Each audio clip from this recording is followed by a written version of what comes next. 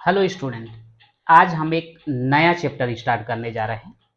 Chapter 9 सरल रेखा एवं कोण। यहाँ से जो है आपका ज्यामिति स्टार्ट होता है। तो ये जो है आपके ज्यामिति पोर्शन के लिए जो है बेसिक का काम करेगा। तो इसको जो है आपको ध्यान से सुनना है, समझना है। मैं हूं परमानंद पटेल। स्वागत है आपका आपके अपने चैनल PN पटेल क्लासेस पर। तो आइए देखते हैं सरल रेखा के बारे में जो है चर्चा करते हैं। जो पिछले क्लास में हम पढ़ चुके हैं उसे एक बार रिवाइज कर लेते हैं। तो आइए देखते हैं। जैसे यहाँ पर दिया गया है सरल रेखा। ये सरल रेखा होता क्या है? तो पिछले क्लास में जो आप पढ़े हो उसमें से कुछ चीजों को हम याद तो रखे हैं, तो उसी को हम रिपीट करेंगे यहाँ पर। जैसे सबसे पहले यहाँ पर हम देख लेते हैं रेखा। ये रेखा जो है होता क्या है? किसी भी समतल में खींचा गया एक सीधा लाइन रेखा कहलाता है। जैसे कि ये जो है एक सीधा लाइन हमने खींच दिया। अब ये सीधा लाइन में जो है अगर हम दोनों तरफ तीर का चिन्ह लगा देते हैं तो ये कहलाता है आपका रेखा। इसको जो है दर्शाने के लिए अलग अलग तरीके हैं। मान लेते हैं इसको लिख दिए L, तो ये कहलाएगा आपका रेखा L।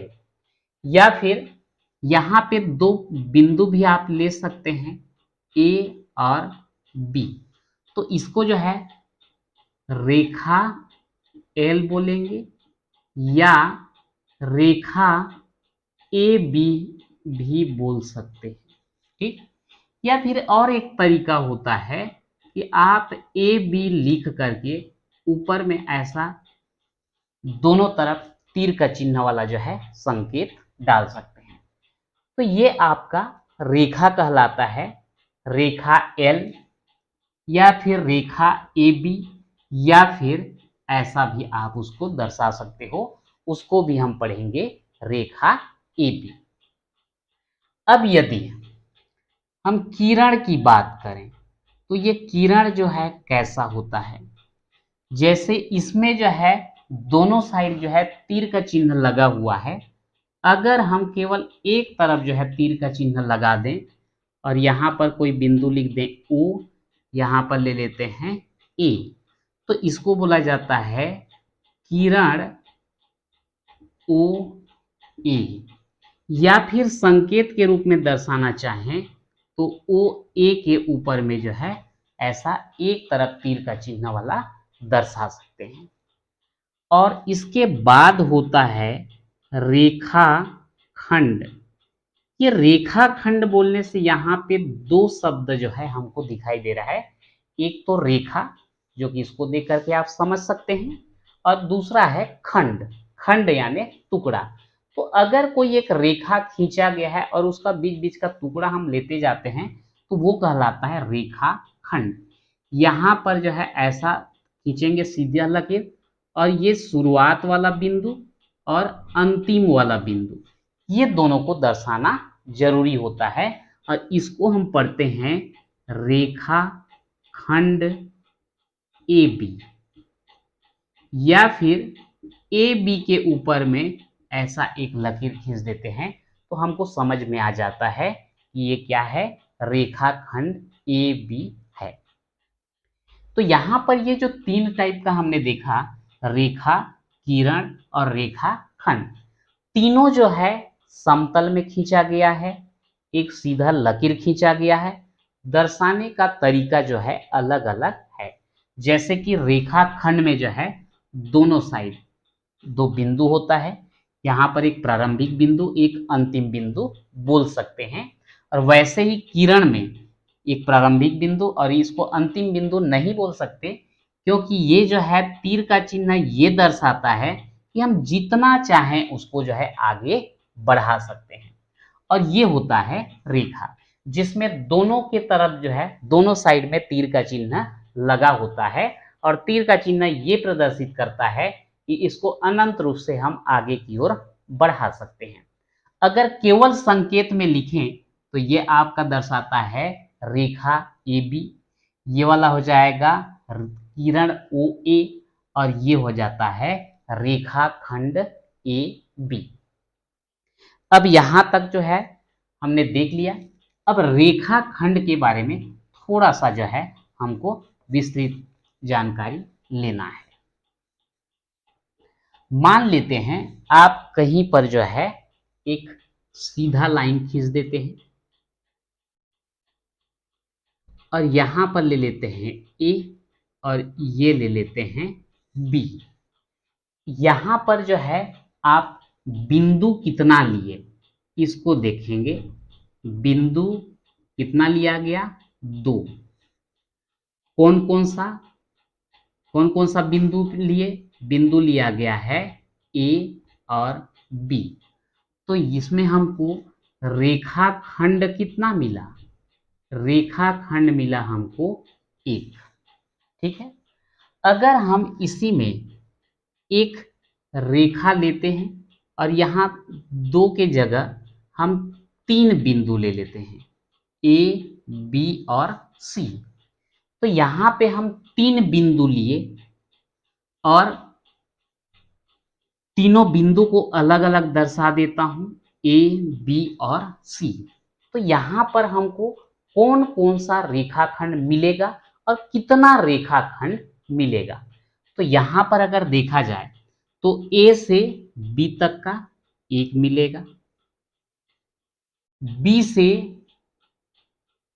C तक का दूसरा मिलेगा और A से C तक भी एक मिलेगा। यानी कि यहां पर हमको कितने रेखाखंड मिल रहे हैं? 3 रेखाखंड जो है हमको मिल रहा है। ठीक। यदि यहां हम 3 के जगह अगर हम 4 बिंदु ले लें A, B, C और D। बिंदु कितना लिया गया? 4। कौन कौन सा? A, B, C और D। तो यहां पर जो है लिख दिए 4। हाँ, यहां पर जो है 4 नहीं होगा, उसको हमको गणना करना है। तो अगर यहां हम देखें तो आपका अगर इसमें लें तो पहला तो हमको मिल जाएगा AP, A से B तक। अब A से C तक भी मिलेगा और A से D तक भी मिलेगा। यानी कि कौन कौन सा रेखाखंड? रेखाखंड AB, रेखाखंड AC, रेखाखंड AD। वैसे ही अगर A को मैं बंद कर दूं, हटा दूं, तो B से अगर देखेंगे तो BC और BD। B को भी हटा दें तो अब क्या बच जाता है? CD। तो इस प्रकार से यहां पर कितने रेखाखंड आपको मिलेंगे? 1, 2, 3, 4, 5, 6। तो यहां पर रेखाखंड की संख्या कितना हो जाता है? 6 हो जाता है। अब यदि 4 के बजाय हम 5 बिंदु ले लेते हैं तो इस कंडीशन में क्या होगा?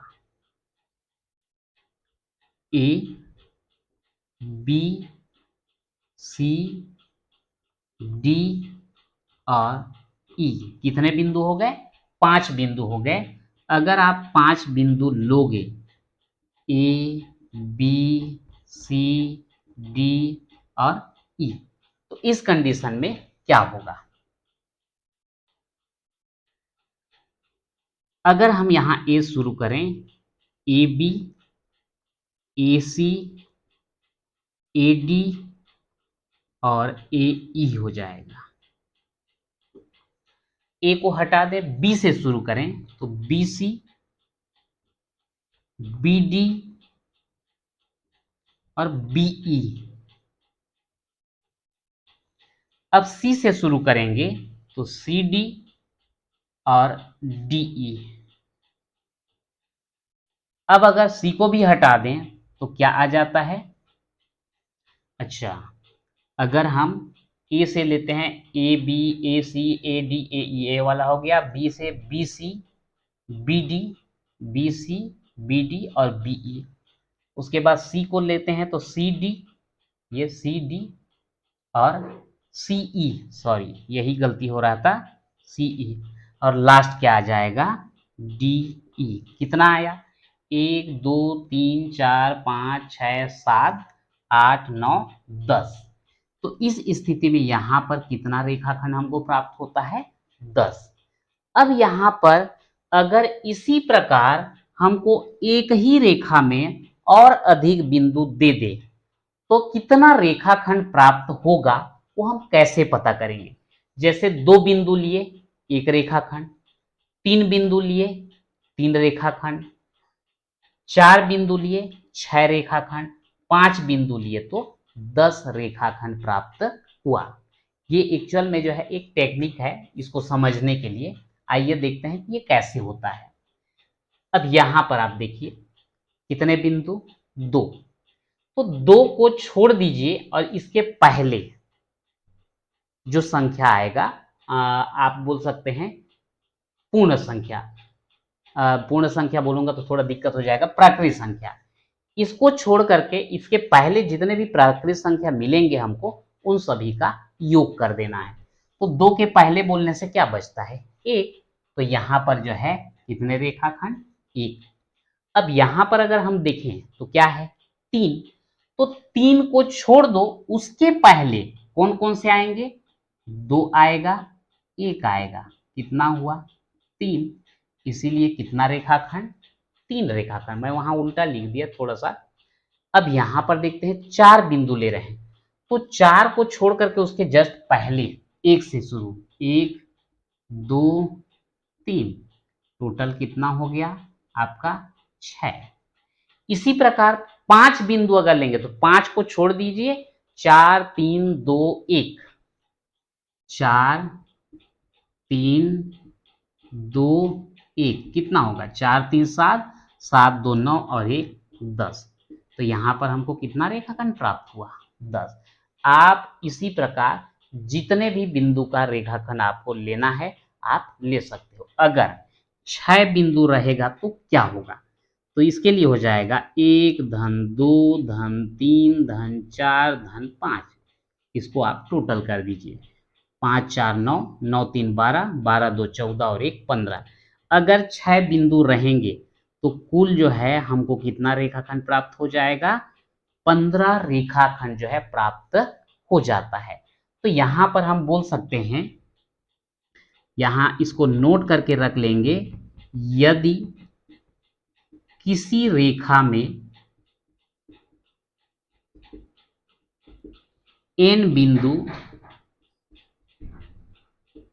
दिए गए हों तो कुल रेखाखंड की संख्या बराबर हो जाएगा 1 धन 2 धन 3 धन कहां तक? n ऋण 1 तक। अब वो n ऋण 1 जो है समझने में थोड़ा सा दिक्कत होता है, तो आप ध्यान दीजिएगा। यहां पर n की जगह कितना? 3। तो 3 दिया है तो आप n ऋण 1 करोगे, मतलब 3 ऋण 1 तो कितना आता है? 2। तो यहां देखिए 1 और 2 लेंगे, 3 आ जाएगा। मतलब आपको n कितना दिया गया है आप इस फार्मूले में रख देंगे।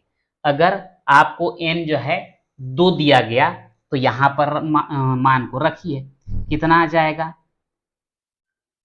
ये जो n का मान आप जितना रखते हो उससे 1 कम कर दो।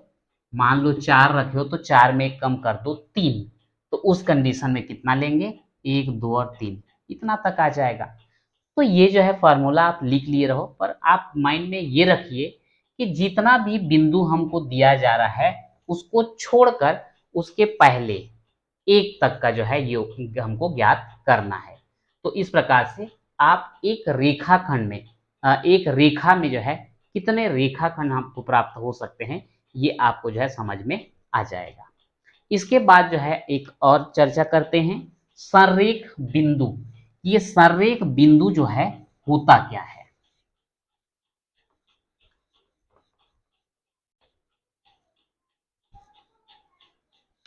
अगर 2 से अधिक बिंदु, ध्यान देंगे, यदि 2 से अधिक बिंदु किसी एक रेखा में या रेखाखंड में स्थित हो तो वह संरेख बिंदु कहलाता है। मैं परिभाषा लिखा नहीं रहा हूं, बोल दे रहा हूं, आप लोग लिख लीजिएगा।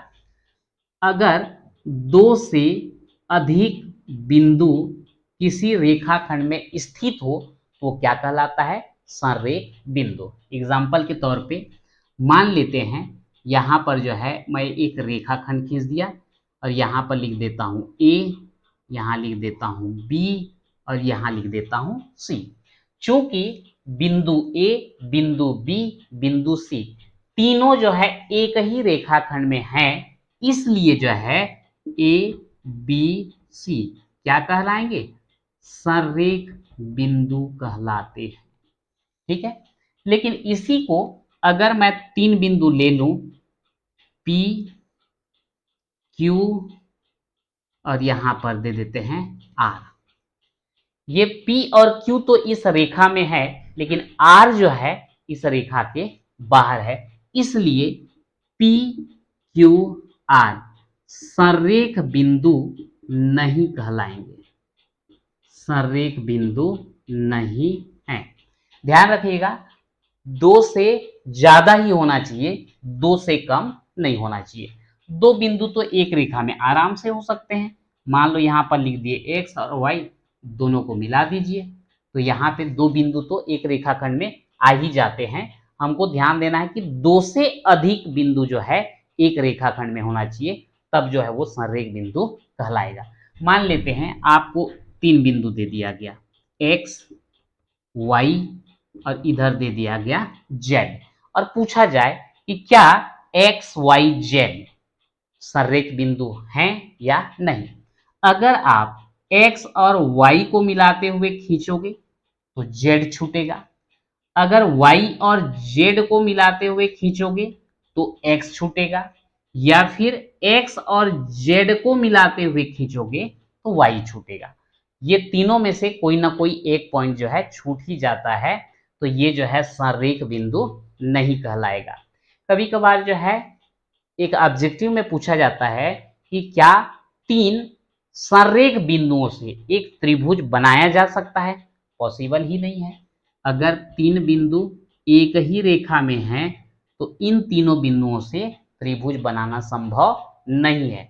हाँ, ये बोल सकते हैं कि 3 असंरेख बिंदुओं से त्रिभुज का निर्माण किया जा सकता है, जैसे ए बी सी। ये तीनों बिंदु ए बी सी जो है असंरेख बिंदु हैं। क्यों? ए और बी को मिलाएंगे तो ये सी आएगा नहीं, तो ये आपका संरेख बिंदु नहीं कहलाएगा। बी और सी को मिलाएंगे तो ए छूट जाता है, वो संरेख बिंदु नहीं कहलाएगा। ए और सी को मिलाते हैं तो बी छूट जाएगा, तो संरेख बिंदु नहीं कहलाएगा। तो इस प्रकार से 3 असंरेख बिंदुओं को मिलाओगे तब जो है त्रिभुज बनता है। तो इस प्रकार से जो है ये आपकी सरल रेखा के बारे में था। ये सरल रेखा में हम लोग 3 चीज देखते हैं, एक होता है रेखा, दूसरा होता है किरण और तीसरा होता है रेखाखंड। यदि एक रेखा में जो है कुछ बिंदु दिए गए हैं तो उन बिंदुओं से हम कितने रेखाखंड जो है खींच सकते हैं, ये भी हमने देख लिया। और देख लिया संरेख बिंदु, इस संरेख बिंदु होता क्या है। तो ये जो है आपके सरल रेखा के बारे में जो है एक इंट्रोडक्शन था। तो आज के वीडियो में इतना ही, मिलते हैं नेक्स्ट वीडियो में।